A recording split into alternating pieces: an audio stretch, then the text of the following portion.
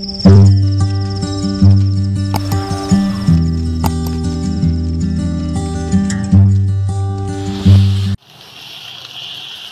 Everyone, welcome to my new another blog. প্রথমে কচুরলতি ও চিংড়ি মাছ কেটে নিলাম। আজকে রান্না করব লতি দিয়ে চিংড়ি মাছ। প্রথমে তেলে পেঁয়াজ ও লবণ দিয়ে লাল করে ভেজে নিব, তারপর আদা রসুন পেস্ট দিয়ে আরও কিছুক্ষণ ভেজে নেব।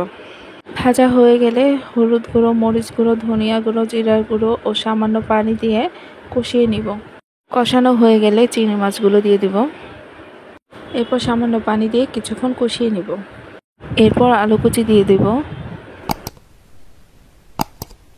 এরপর কচুরলতি দিয়ে দিব। আলু ও কচুরলতি কিছুক্ষণ কষিয়ে নেওয়ার পর সামান্য পানি দিয়ে ঢেকে দেব সিদ্ধ হওয়ার জন্য। সিদ্ধ হয়ে গেলে ঢাকনাটা তুলে কিছুক্ষণ জাল দিয়ে একটু ভাজা ভাজা করে নেব। এরপর রান্না করব কচু দিয়ে ইলিশ মাছ। জন্য প্রথমে কচু লবণ ও হলুদ দিয়ে সিদ্ধ করে নিয়েছি।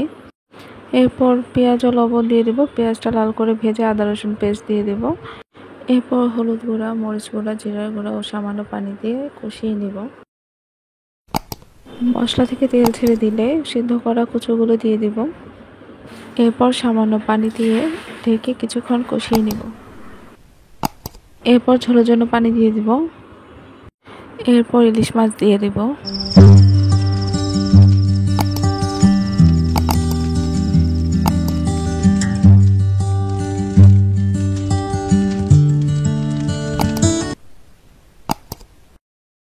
এরপর ভাজা জিরার গুঁড়া দিয়ে নামিয়ে নেব।